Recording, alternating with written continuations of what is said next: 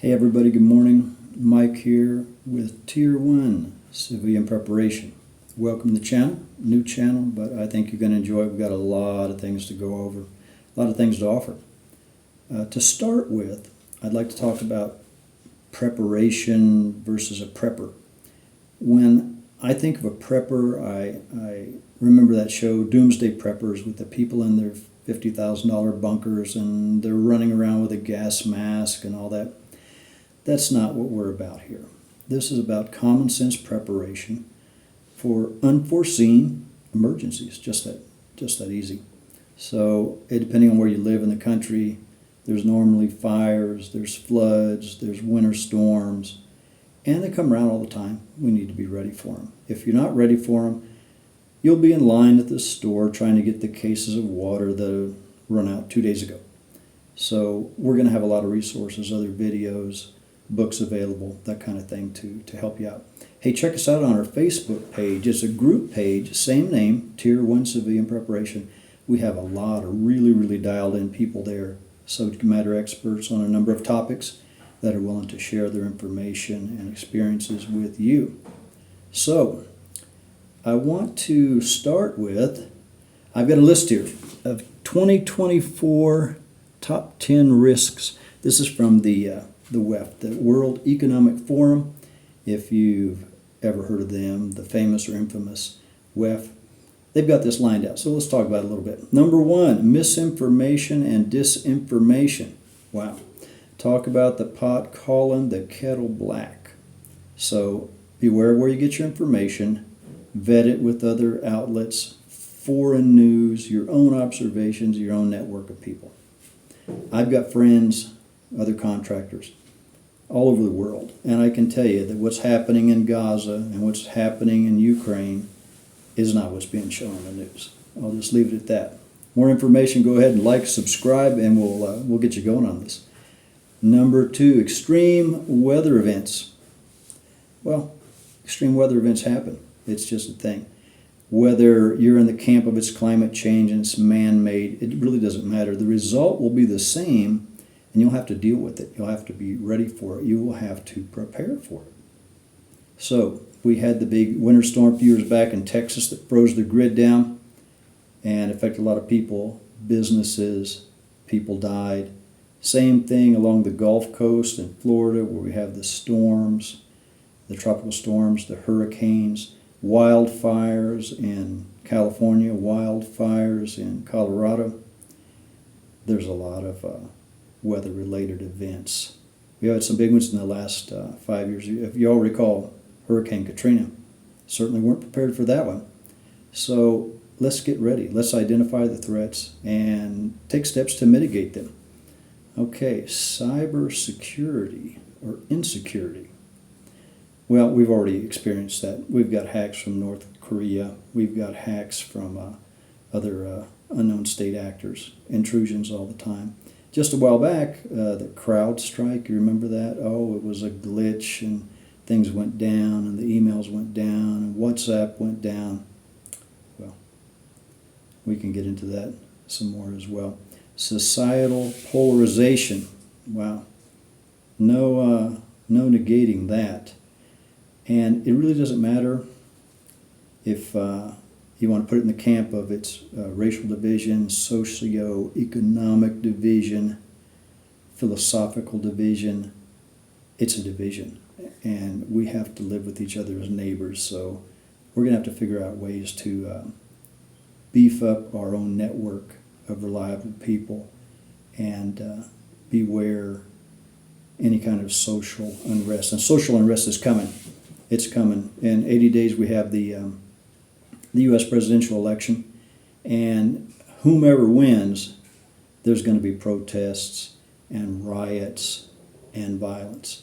So we need to prepare ourselves and prepare ourselves mentally to be resilient, to be flexible, to see what's going on before it happens, and to be able to deal with it. Okay. Next on the list, number 5, interstate armed conflict, war. Okay, I submit to you we're already in an interstate armed conflict with the cartels in Mexico. because they're in every major city in the U.S. And then, of course, the big ones that are in the news, Ukraine and Russia, as well as Hamas and Israel. Iran's in the picture, Korea, Russia's in the picture, others. So how does that affect us? It affects us. The Houthi rebels from Yemen, they have the ability to control through piracy and other means the southern part of the Red Sea, affecting shipping. In the north, we've got Port Said, Egypt, okay, Suez Canal. Okay, those things are vulnerable to those conflicts over there. What does that mean for us? Reduce shipping, increase pricing, okay? Next up on the hit list is lack of economic opportunity. Definitely. But if there's a lack of economic opportunity, particularly during a big recession like in the 2008 recession, there's also opportunity. We can explore ways to take advantage of that economic opportunity. Inflation, wow, that's one that's near and dear to my heart. So inflation is an invention of the central bank system, because the U.S. is the reserve currency of the world. And if we print our own money, then the government has all the money it needs to pay for programs and to run the government. So why are we taxed? Something to think about. We can go into that. That's actually in my second book, The Deep State, The Puppet Masters. We'll go ahead and put a link in there for you. Number 8, involuntary migration.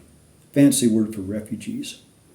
Okay, a real refugee, not someone coming across a border with a Gucci purse and designer jeans to get free benefits. You see that all over the place. You see it in Britain, see it in Spain, see it in Greece, see it here in the United States as well. I happened to do a 30-day rotation, a deployment in Haiti in July of 2022.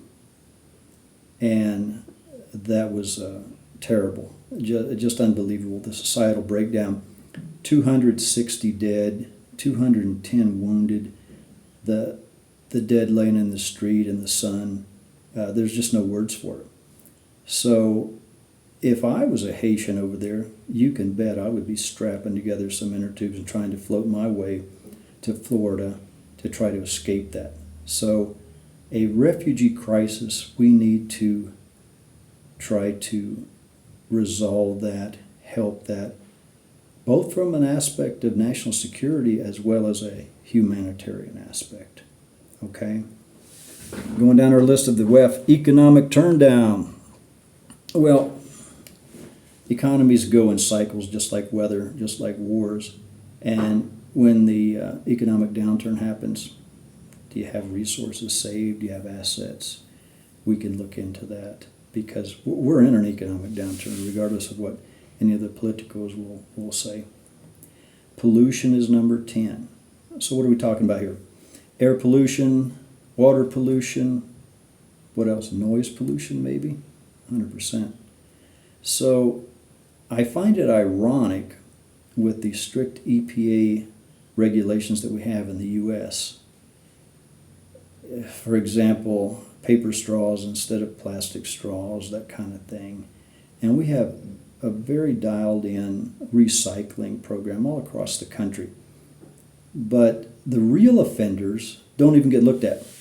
The real offenders being China and India primarily, dense populations, big populations, incredible pollution, incredible. Same goes for Bangladesh, okay?